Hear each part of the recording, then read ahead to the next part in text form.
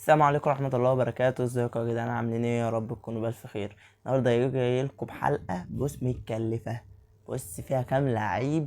بص جايب لكم كمية لعيبة. بص اللعيبة كلها اللي لازم اصلا يبقى معاك مثلا فيهم مثلا 6 7، فاهم؟ لازم يبقى معاك حد من الطقم ده. وعامل كده فقرة في الاخر خالص. الفقرة ديت هقولك على 2 لعيبة في كل مركز. ال2 لعيبة دول هينفجروا الجولة دي. خدها من اخوك، فاهمني؟ اهم حاجه بس تعمل لايك والاشتراك وروق عليا عشان اروق عليك. ويلا بينا نبدا حلقتنا. نبدا باول مركز، هو مركز حراسه المرمى. واول لاعب اقوله لك هو بيكفورد، لاعب انجلترا، ب 4.8. لاعب مهم جدا جدا جدا. على طول بيشارك معاهم، على طول هو الحارس الاساسي بتاعهم. زائد كمان ان هو مميز جدا في حته التصديات. وممكن لو جه بيلين ممكن بيعرف يتعامل معاه وبيعرف يسد بلينات كويس جدا، فاهمني؟ هو الحارس الاساسي بتاعهم. فانا رشح ان لازم يبقى معاك في الفريق ده لاعب كويس جدا جدا جدا. وكلنا طبعا عارفين بيكفورد لاعب ايفرتون. عنده اول ماتش كرواتيا. هو هيبقى ماتش صعب، بس انت ممكن اللاعب اللي تجيبه معاه كويس. وفي حاجه برضه عايز اقول لك عليها، ودي انا هقول لك على خطتي في الاخر وهعمل الحاجه دي فيها. تمام؟ هي ايه؟ انك انت ممكن تحط لعيبه لو ما جابتش تغيرها بالدكه. زي ما قلت لك، لو ما شفتش حلقه شرح اللعبه ارجع لها هتلاقيها. لا، قلت لك ان لو اللاعب اللي معاك على الدكه، لو اللاعب اللي في الملعب لعب وما جابش نقط ممكن تغيره باللاعب اللي مين اللي على الدكه. تمام؟ زائد كمان ان انا هفجر مفاجاه وهفعل اول خاصيه في اول جوله، هقول لك عليها برضه في الاخر. خليك مكمل معايا وهتنبسط ان شاء الله. تاني لاعب معايا في الحراسه هو اللاعب كوبل، لاعب سويسرا، ب4.7. لاعب برضو اساسي ومهم جدا وبيلعب معاهم على طول. لاعب خطير برضو كويس. اسمه دوت اول ماتش عندهم هو هيبقى ماتش قطر. لازم نحط عينينا عليه. لو كويس وانت شايف من وجهة نظرك ان هو كويس اشتريه. لاعب برضو كويس جدا. التالت هو أليسون بيكر، لاعب برازيل. نزل ب5 برضو مليون. اول ماتش عندهم هو ماتش المغرب. برضو لاعب كويس، كلنا طبعا عارفين أليسون كويس جدا. بس الفكرة ممكن يحصل روتيشن بينه وبين إيدرسون، هي دي النقطة. بس أنا أتوقع إن أليسون هو اللي هيلعب، لأن من ساعة ما أنشيلوتي جه وهو بيلعب أليسون، فاهمني؟ فهو دوت الوحيد اللي ممكن برضو يلعب مع أنشيلوتي، وممكن هو اللي يبدأ بيه أساسي. التاني الرابع هو مصطفى شوبير، الأسطورة الحية بتاعتنا مصطفى شوبير. طبعا حارس مصر. ب3 و3، فاهم؟ يعني نازل عليه خصم ب3 و3. بس هو والله العظيم كويس، يعني هو كويس. انت ممكن حتى لو هتجيبه ومش هتلعبه، احنا عندنا اول ماتش بلجيكا. تمام؟ فانت حتى لو مش هتجيبه ومش هتلعبه، تمام، ممكن ينفعك ماتش ايران، ممكن ينفعك ماتش نيوزيلندا، فاهمني؟ كويس وسعره رخيص، فاهم؟ يعني انا جايب لك حراس بسعره قليل وبيلعبوا وهم كويسين علشان توفر بعد كده، ان احنا داخلين على مدعكه. انت لسه عندك خط نص، لسه عندك هجوم وفاهم انت، ودفاع وبلاوي زرقاء. فانت ايه، خفض في حته الحراس وهات حارس كويس. مصطفى شوبير كلنا شفناه في ماتش البرازيل، كويس جدا. وممكن ينفعك الماتشين اللي بقولك عليهم دول. فبرضو حط عينك عليه. اللاعب الخامس في حراسة المرمى هو ياسين بونو، اللاعب المغرب طبعا كلنا عارفينه. ونازل ب4.7. برضو كويس جدا. عندهم اول ماتش البرازيل صعبة، بس بعد كده هو عنده هايتي ماتش سهل، عنده اسكتلندا ممكن المغرب تقدر تتعامل معاها. برضو حط عينك عليه، برضو حارس مرمى كويس. دول كده هو الخمسة. تمام؟ هنخش لك بقى على الدفاع. انا جايب لك 5 حراس بس. في الدفاع والهجوم وخط النص في كتير بقى. تمام؟ بسم الله الرحمن الرحيم. المدافع الاول مدافع المكسيك يوهان فاسكيز. ده ب4.7. عنده اول ماتش جنوب افريقيا. ده حط عينك عليه. المدافع دوت كويس وعلى طول بيسجل معاهم. يعني دخلت شفت احصائياته وكده، على طول بيسجل معاهم. وهو قلب دفاع، فاهمني؟ يعني مش، فاهمني، مش باك يمين مثلا ولا باك شمال، لا هو قلب دفاع بس بيطلع زي الاسد في الركنيات. بيسجل معاهم على طول. اخر ماتشين وديين للمكسيك هو سجل فيهم. فحط عينك عليه، كويس جدا جدا جدا. وسعره كويس ب4.7، فاهمني؟ بقى انت معاك مدافع كويس و4.7 وهيلاعب جنوب افريقيا. حط عينك عليه.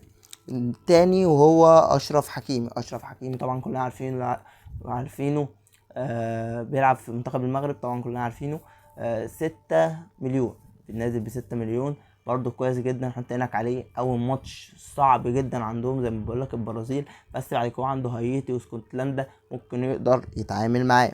اللاعب التالت هو جوناثان طاه، لاعب المانيا، نازل ب5-3، كويس جدا برضو.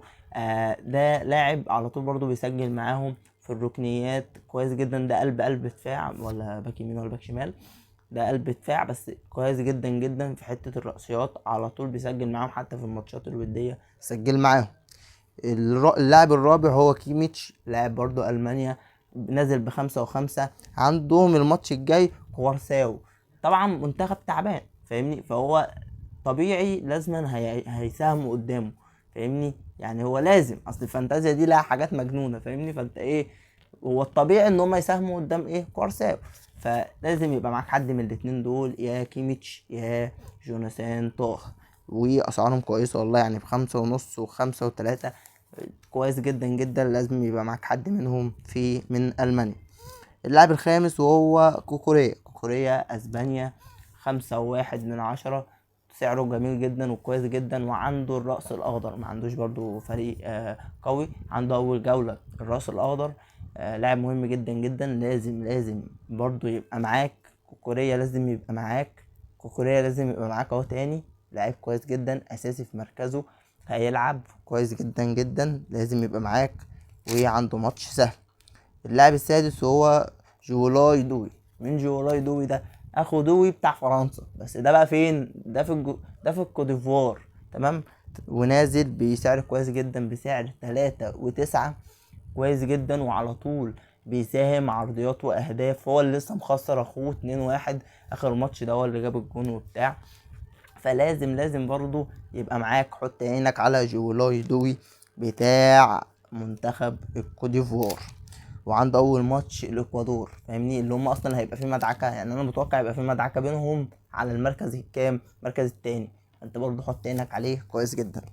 اللاعب السابع وهو دومفريز هولندا، نازل ب5.7، كويس برضه. عندهم اول ماتش اليابان، ماتش صعب جدا، هو ده اصلا على منافسة الصدارة فاهمني في المجموعة بتاعتهم، هيبقى ماتش صعب جدا جدا جدا. بس دومفريز كويس في الزيادات، كويس جدا فاهمني، اكيد معنوياته مرفوعة عشان هيروح الريال وهيشارك مع المنتخب فاهمني، في كاس العالم، فلازم برضه حط عينك عليه.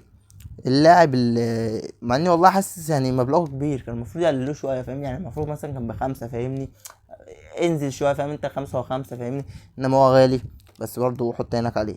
8 فيرجيل فان دايك، برضه هولندا، نازل ب5 و5، يعني مقللينه فاهمني، مقللين فان دايك اللي كان بيساهم مع الليفر، وفي اخر جولات حتى كان عمال يطلع في الركنات وبيحط اهداف، ومعلين دوم فريز فاهمني، غريبة شوية فاهمني، بس برضه حط عينك على فيرجيل فان دايك، برضه نفس الكلام، هيلعب اليابان، ماتش هيبقى مهم جدا جدا، ممكن هو يطلع يخطف لهم الجون برأسية، حط عينك عليه. بعد كده التاسع انطونيو روبرتسون، لاعب امريكا، ده ب5. طبعا انطونيو روبرتسون عارفينه، لاعب فولهام، ده كويس جدا، حته العرضيات كويس جدا، جاب جون بوش رجله جامد قوي قوي، الكره طالعه له ده بره ال 18، قام لطشها بوش رجله، لبس في وش رجله حلو قوي قوي. حط عينك عليه، وده اهم لاعب اصلا يعتبر في امريكا، حط عينك عليه كويس جدا جدا. اللاعب العاشر، لا انا قلت لك لعيبه كتير، استحملني واقول لك ترشيحاتي بقى في الاخر وخطتي في الاخر والدنيا رايقه. كمل يا باشا معايا. اللاعب العاشر هو جواو كانسيلو برتغال، 5.3، ده سعره فاهمني، مش تقييمه، سعره 5.3، كويس جدا برضو، احنا كلنا عارفين جواو كانسيلو كويس، وعنده اول ماتش الكونغو الديمقراطية، فده هيساعده جدا على الهجوم، وكويس جدا للجولة دي. بس في حاجة، هو ولا نونو مندش؟ انا برضو كاتب نونو مندش، البرتغال 5.8 فاهمني، ده واحد 5 و3 5 و8، ومش عارفين مين اللي هيلعب، بس الاتنين دول كويسين جدا، لازم نحط عينينا عليهم. وتالي الأكترية واللي ممكن يلعب هو نونو مندش، عليه كويس مع باريس والدنيا مولعانة معاه، مع ان برضو كانسيلو كويس مع برشلونة، الله اعلم المدرب، ما الفكرة برضو كانسيلو بيلعب هنا وهنا فاهمني، فهو ممكن يحدف واحد هنا وواحد هنا فاهمني، حط عينك على واحد فيهم. الجولة الجاية جولة حلوة قوي قوي قوي قدام الكونغو الديمقراطية. اللاعب اللي انا قلت لك نونو مندش 11، اللاعب ال 12 جابريال ماجالايش، ودي بمزاجك بقى ليه؟ لغايه دلوقتي انا مش عارف انشيلوتي هيلعب بيه ولا هيلعب بماركينيوس ولا هيلعب بكذا مدافع، وجرب كذا مدافع وبيلعب بكذا مدافع، فالله اعلم هينزل جابريال ماجالايش ولا. بس هو سعره 5 و5 وبصراحه حلو جدا، وانا هجيبه. يعني هو يا عم قلت لك يا عم واحد من التشكيله بتاعتي اللي لسه هقولها في الاخر، انا هجيبه الصراحه. فاهمني ليه؟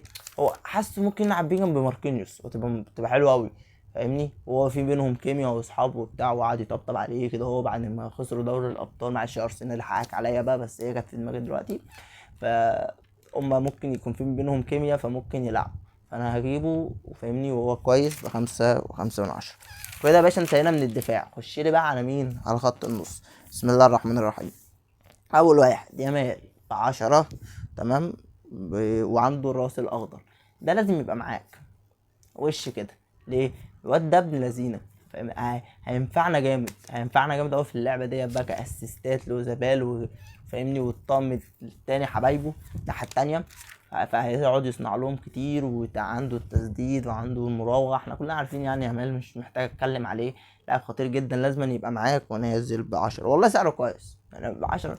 فاهمني كويس يعني، هو لاعب خطير جدا، هو اللي هيبقى شايل اسبانيا يعتبر. فاهمني مع ناس تانية كويسين، بس هو اللي هيبقى شايلهم قدام، فده لازم يبقى معاك.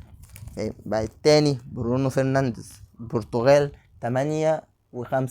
فاهمني فده لازم برضو يبقى معاك. برونو جامد جدا، جامد جدا جدا الموسم ده، وعامل اداء جامد جدا مع مانشستر يونايتد، بل مع حتى المنتخب كويس جدا، فلازم يبقى معاك وسعره كويس والله.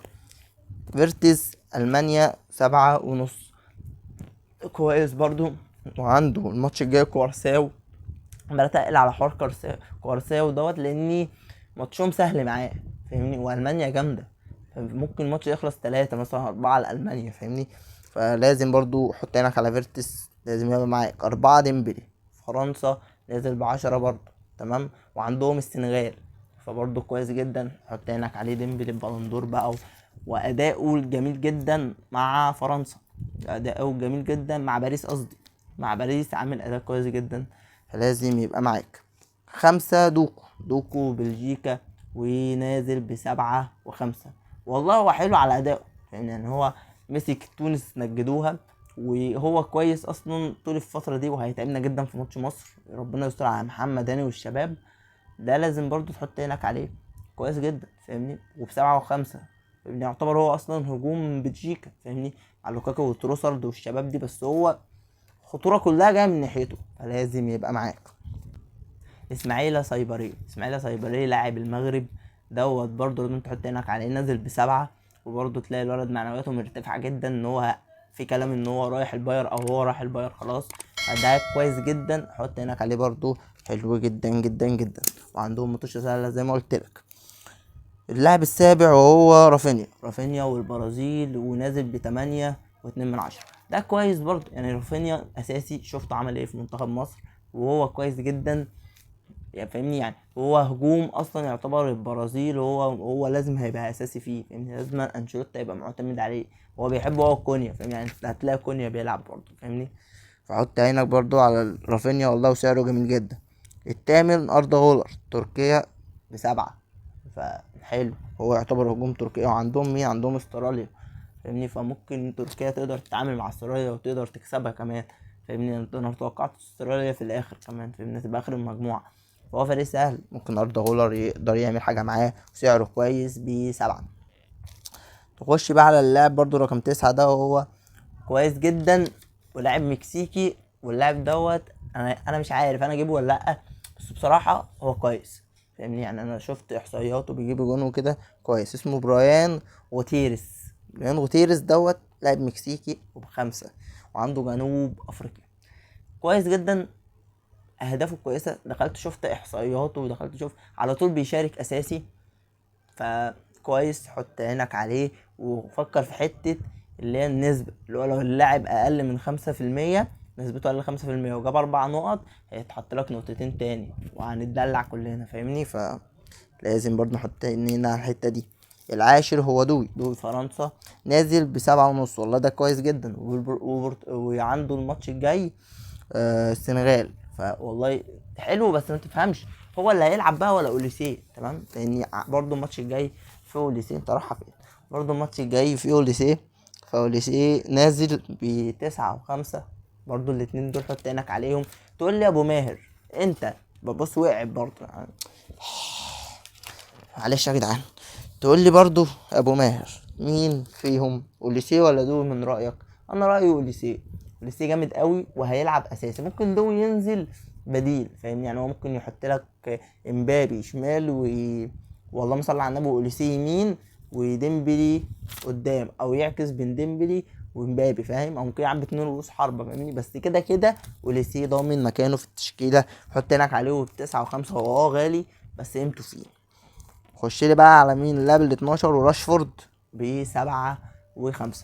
راشفورد كويس، وهجوم انجلترا ممكن يبقى مبني عليه هو وكين، وبرضه في بلينجهام وفي ساكا بس هو اكتر فاهمني، وهو بيبقى كويس جدا مع المنتخب، فبرضه حط عينك عليه ب7 و5. رحنا لمين بقى يا باشا؟ رحنا للهجوم بس طلع النبي، واخيرا اخر خط هناخد بسم الله الرحمن الرحيم. اول واحد هافرز في المانيا 7 و8. هافرز ده لازم يبقى معاك الجوله الجايه. اسمع من اخوك عايز مصلحتك، لازم يبقى معاك الجوله الجايه هافرز قدام كوارساو عشان هيسجل فيهم. دي قلت لك. التاني هاري كين انجلترا 10 ونص، نازل غالي قوي بس احنا كلنا عارفين قيمه هاري كين. بلنتيات موجود، رأسيات موجود فاهم انت، لعب مفتوح موجود، كل حاجه موجوده. ابو هاري كين. وعندهم كرواتيا الماتش الجاي، وهو ماتش صعب بس برضه مفيش حاجه تصعب على اخويا هاري كين. تالت امبابي عنده السنغال فرنسا، نازل ب10 ونص. لاعب برضه خطير جدا جدا جدا، ده الانبوبه بتاعتنا، محدش يعرف الانبوبه، لازم يبقى معاك فاهمني. خش على الرابع هالاند، عنده العراق ونازل بكام ابو هالاند؟ 10 ونص. كل التيم نازل ب10 ونص، فانت لازم من التلاته اللي قلتهم لك دول، هاري كين ومبابي وهالاند، لازم يبقى معاك منهم اتنين. ليه؟ لان دول ولاد لذينه فاهمني، وهيسجلوا. الخامس اوزابال في اسبانيا، نازل ب8 و1، كويس جدا، وهيلعب الرأس الاخضر. فكر فيها، الرأس الاخضر اوزابال على طول بيسجل مع المنتخب. شوفوا كده على طول مع اسبانيا في المطوشه الوديه وفي المطوشه الرسميه على طول، هو حظه كويس. عشان كده بقول لك هو ويامال هيبقوا عاملين ميكس جامد جدا في كاس العالم، فحط هناك عليه كويس وسعره كويس. السادس ابن بلدي وحبيبي بقى، ينفع نخش يعني، ده اللي يثبت لك منتخب بلدي عامل ازاي.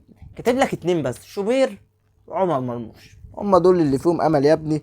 عمر مرموش مصر 7 و8، سعره كويس على قده، ينفعك في ماتش ايران، ينفعك في ماتش نيوزيلندا، وممكن يتجنن لك في ماتش بلجيكا.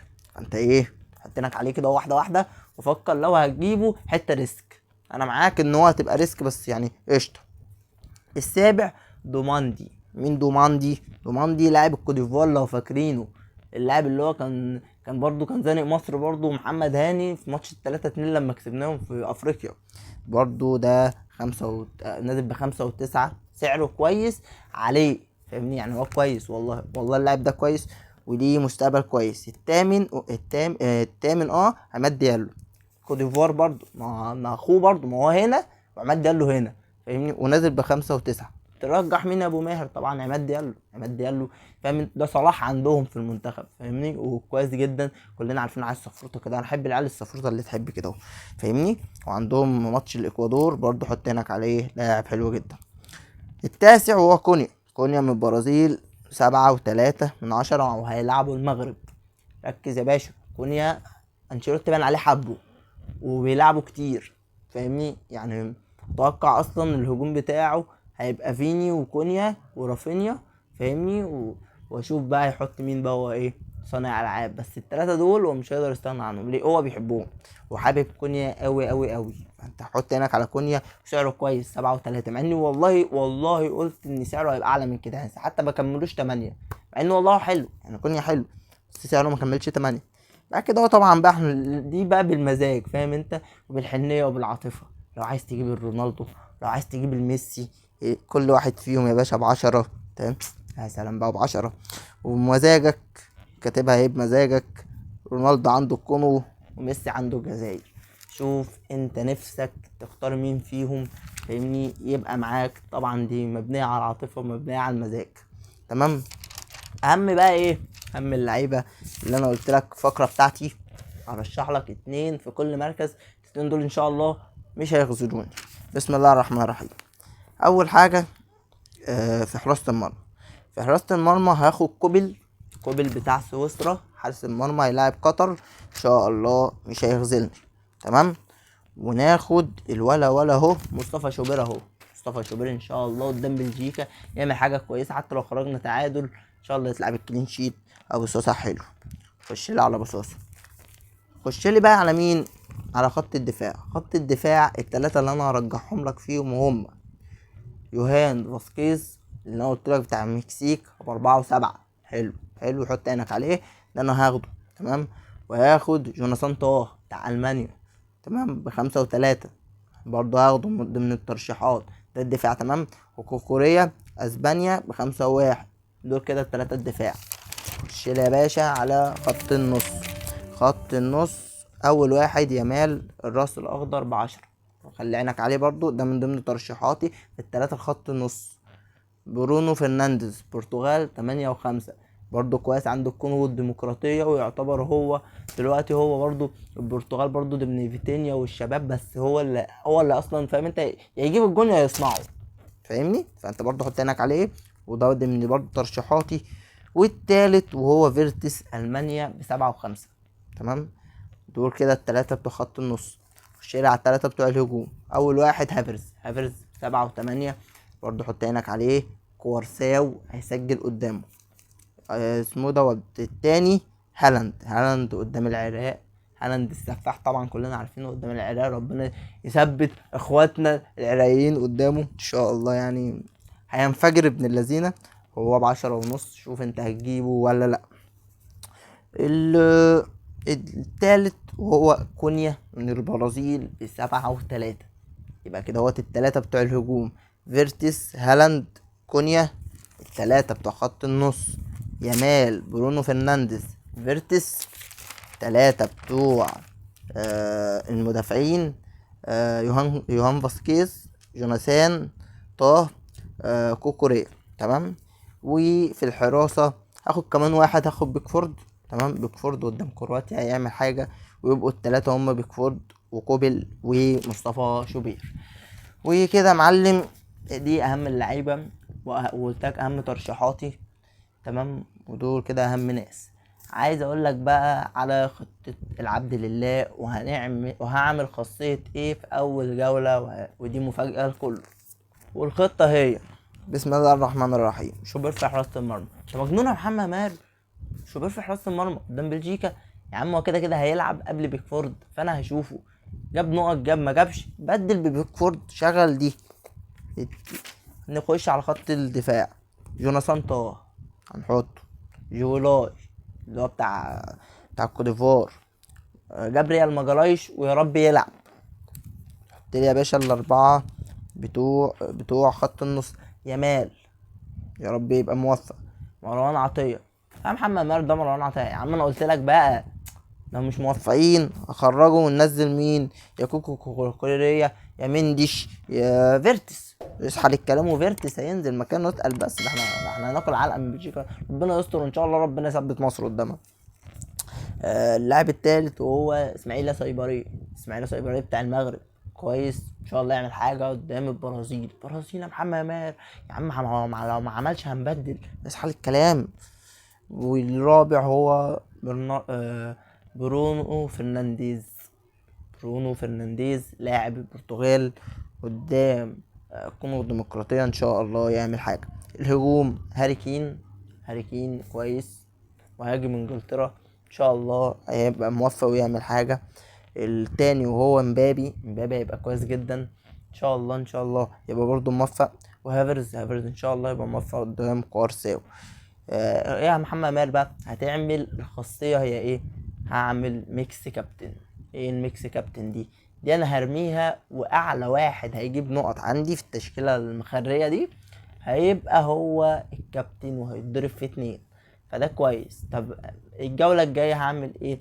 الجولة التانية انا هبقى عرفت مين كويس ومين لا، لان دي انت برضه اللعيبة مش عارف، ما انت ممكن تلاقي هوبا فجأة ده خذلك، وهوبا فجأة ده تنيل، فاهمني؟ فانت هي اللعيبه دي ارمي عليهم الميكس كابتن، واللاعب اللي هيجيب لك نقط ده ايه يبقى كويس. الجوله التانية احتمال اعمل ويلد كارد، تمام، او عامل ويلد كارد وهغير الفريق تاني كله ويلد كارد بدري كده، وغير الفريق كله تمام، واروق كده على اللعيبه واشوف مين الفورمه ونقوم جايبينه. والجوله التالتة ممكن اعمل فيها اللاعب رقم 12، هشوف وتكتيك في دماغي، بس دي خطتي وكده كده هعلنها لكم. طب بس كده، وكده يا معلم تبقى انتهت الحلقه. لو عجبتك متنساش اللايك والسبسكرايب، ولو عجبتك رن الجرس عشان تشوفنا على طول. كان معكم محمد ماهر في برنامج كرة بالعقل. سلام.